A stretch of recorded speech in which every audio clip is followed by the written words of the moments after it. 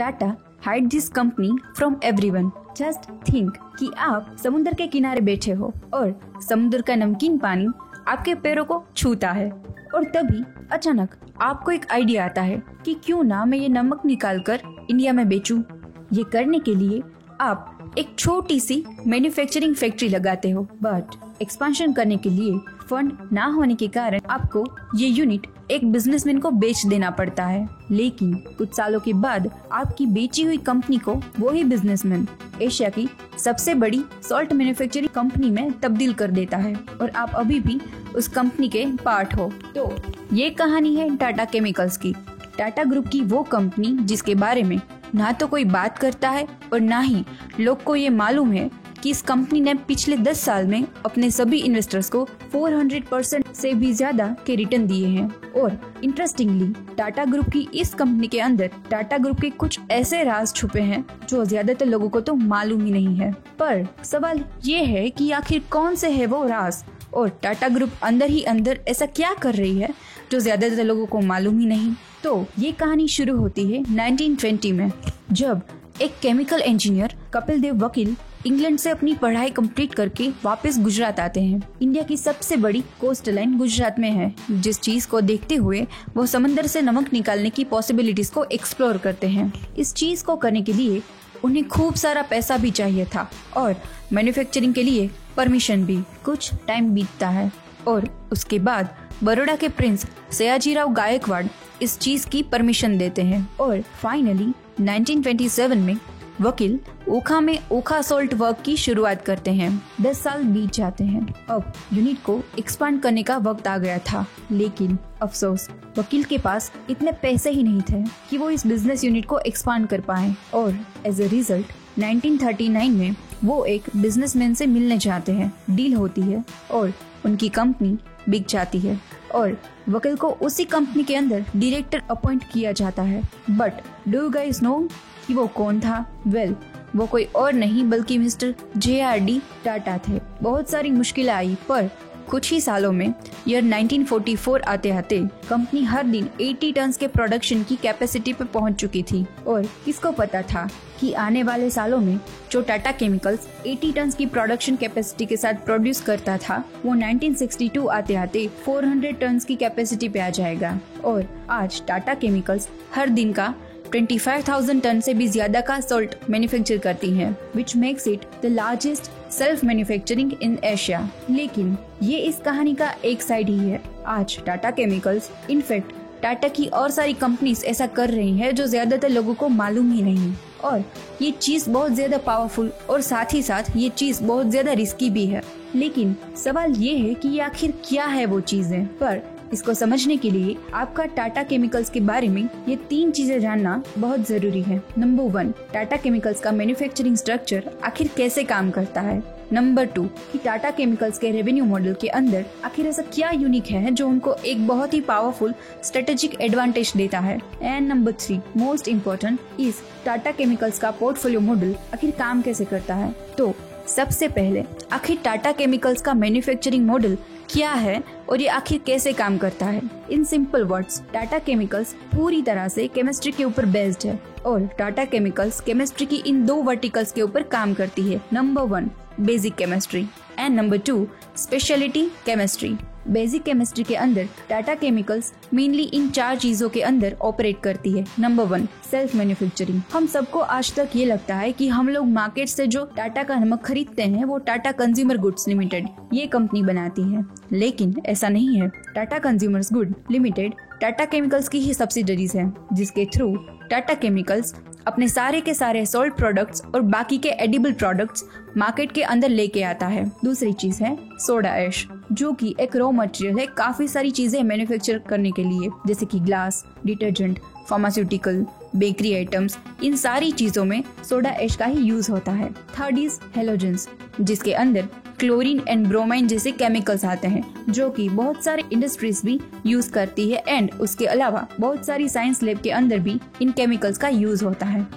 और फोर्थ है salt products, जिसके अंदर टाटा केमिकल्स मेनली इन 3 अलग अलग सॉल्ट प्रोडक्ट में डील करती है। 1 is live stock salt, number 2 industrial salt and third is gypsum. ये टाटा केमिकल्स का बेसिक केमिस्ट्री वर्टिकल है, बट टाटा केमिकल्स का स्पेशल वर्टिकल है वो एक्चुअली में रिस्पॉन्सिबल है हमारी पूरी इकोनॉमी को किसी न किसी तरीके से कंट्रोल करने में। टाटा केमिकल्स का स्पेशलिटी वर्टिकल्स मेनली 2 चीजों को कंट्रोल करता है, number 1 nutrition science and number 2 crop protection. और ये दोनों वर्टिकल्स के जो क्लाइंट है वो बिजनेस टू बिजनेस क्लाइंट है, यानी बहुत सारे बिजनेसेस टाटा केमिकल्स के ऊपर क्रॉप प्रोटेक्शन से लेके न्यूट्रिशन साइंस इन दोनों चीजों के लिए हाईली डिपेंडेंट है। और बहुत ही कम लोगों को ये पता है कि ना सिर्फ हमारे देश में बल्कि वर्ल्ड वाइड काफी सारी इंडस्ट्री जैसे कि performance tyres, cosmetics, pharmaceuticals, oral care, paint, rubbers, इन सारी की सारी इंडस्ट्री जिसके अंदर टाटा का रॉ मटेरियल जाता है। लेकिन जो चीज हमारे देश के लिए ज्यादा इम्पोर्टेंट है दैट इज क्रॉप प्रोटेक्शन। उसको करने के लिए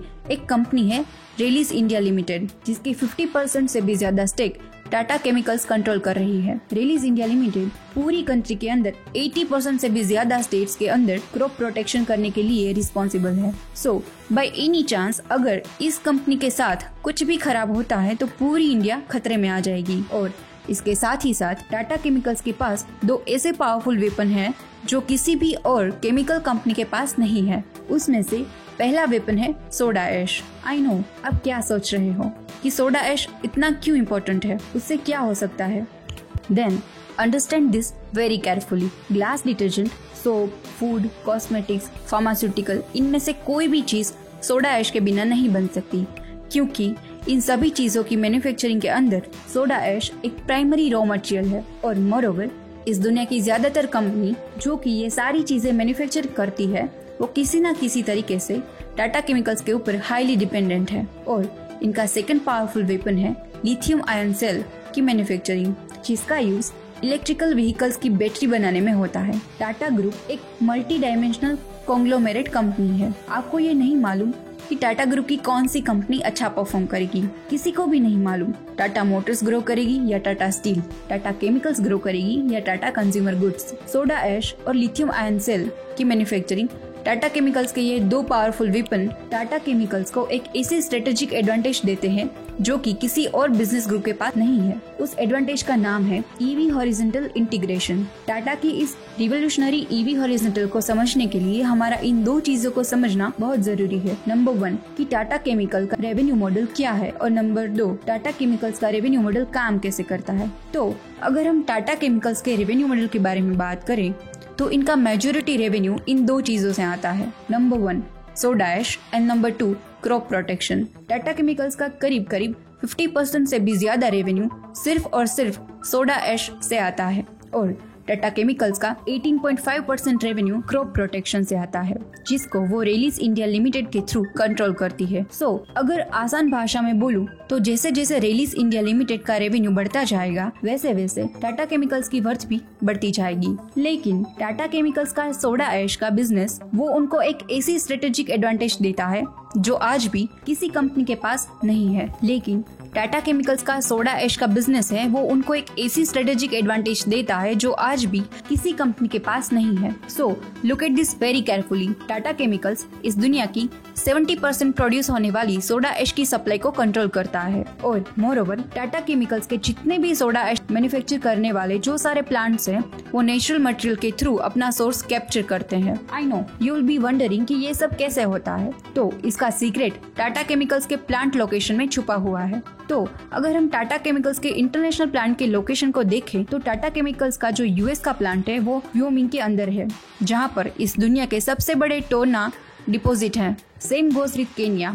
टाटा केमिकल्स के जो केन्या के प्लांट्स हैं वो मगाडी लेक्स के पास हैं, और मगाडी लेक एक सेल्फ जनरेटिंग लेक है। अगर हम टाटा केमिकल्स के यूके के प्लांट की बात करें तो टाटा केमिकल्स का जो यूके का प्लांट है वहाँ पे नेचुरल सॉल्ट की अवेलेबिलिटी ऑलरेडी बहुत ही ज्यादा है। अगर वापस इंडिया में आ जाए तो टाटा केमिकल्स का जो इंडिया का मीठापुर के अंदर प्लांट है कि पूरा का पूरा प्लांट सोलर एनर्जी पे वर्क करता है। तो अगर इस चीज को गौर से देखें तो टाटा केमिकल्स के सारे प्लांट्स उनको एक ऐसी स्ट्रेटेजिक एडवांटेज देते हैं जिसकी वजह से उनका रॉ मटेरियल का कॉस्ट भी बहुत ही ज्यादा कम आता है, और ऊपर से उनके प्लांट्स ऐसी जगह पर सेट हैं जहाँ पर नेचुरल रिसोर्सेज एंड रिजर्व्स इतने ज्यादा है कि किसी वजह से आज टाटा केमिकल्स वर्ल्ड का 70% से भी ज्यादा सोडा ऐश का मैन्युफैक्चरिंग कंट्रोल कर पाते हैं। And most importantly soda ash एक ऐसा इम्पोर्टेंट एलिमेंट है जो कि काफी सारी इंडस्ट्रीज में as a raw material use होता है, जिसकी वजह से ज्यादातर कंपनी अपने रॉ मटेरियल के लिए टाटा केमिकल्स के ऊपर डिपेंडेंट है।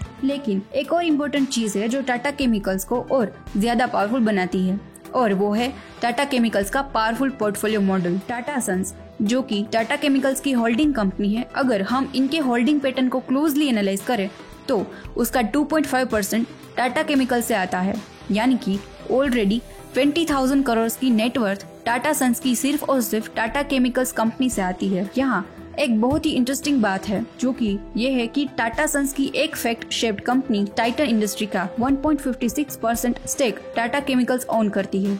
सो इन टर्न अगर टाइटन इंडस्ट्री अच्छा परफॉर्म करती है तो टाटा केमिकल्स की वर्थ ऑटोमेटिकली बढ़ जाएगी, यानी कि टाटा केमिकल्स की इस होल्डिंग की वजह से न सिर्फ टाइटन इंडस्ट्री का फायदा है बल्कि ओवरऑल टाटा ग्रुप का भी बड़ा फायदा है। टाइटन इंडस्ट्री एक बार अच्छा परफॉर्म करेगी तो रिपल इफेक्ट टाटा इंडस्ट्री पे भी दिखेगा और ओवरऑल ग्रुप के ऊपर भी दिखेगा।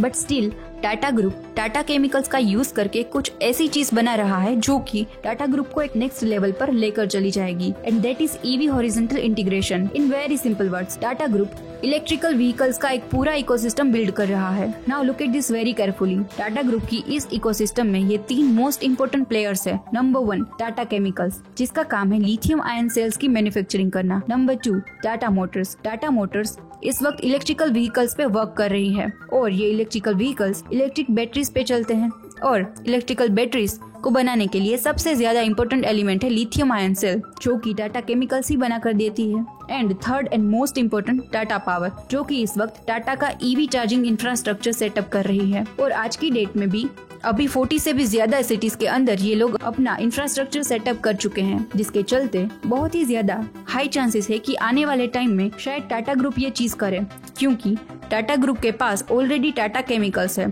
तो उनके लिए ईवी बैटरीज को मैन्युफैक्चर करना आसान है, क्योंकि लिथियम आयन सेल्स तो ऑलरेडी उनकी टाटा केमिकल्स बनाकर दे ही रही है, जिसके चलते उनके जो ईवी के प्राइसेस है उनकी इलेक्ट्रिक व्हीकल सस्ती प्राइस में मार्केट में लॉन्च करे जा सकते हैं, जिसके चलते देश में ज्यादा लोग ईवी को अफोर्ड कर पाएंगे, और इसके बाद टाटा ग्रुप अपने चार्जिंग इंफ्रास्ट्रक्चर के थ्रू एक प्रीमियम कमाएगा और उन सभी लोगों से जिन्होंने उनसे गाड़ियां खरीदी है। सो इन हॉरिजॉन्टल इंटीग्रेशन के थ्रू टाटा ग्रुप एक ऐसा इकोसिस्टम क्रिएट कर रहा है जिसके अंदर इलेक्ट्रॉनिक व्हीकल्स का जो एक एंट्री बैरियर्स है लोगों के लिए, उसको कम करा जाएगा, जिसके चलते बहुत सारे लोग इलेक्ट्रिक व्हीकल्स को अफोर्ड कर पाएंगे, और टाटा ग्रुप भी अपने चार्जिंग स्टेशन के थ्रू बहुत हाई प्रीमियम चार्ज करके प्रॉफिटेबिलिटी को मेंटेन कर पाएगा, इवन इफ वो अपने बाकी के सारे इलेक्ट्रॉनिक व्हीकल्स को सस्ते प्राइस में बेचे, जिस चीज के चलते ना तो इनके पास एक रिकरिंग रेवेन्यू आएगा बल्कि टाटा ग्रुप की ओवरऑल ग्रोथ भी एक नेक्स्ट लेवल तक पहुंच जाएगी, जो कि हमें इंपॉर्टेंट थिंग की ओर लेकर आती है, दैट इज इस केस स्टडी के पावरफुल लेसन्स की ओर।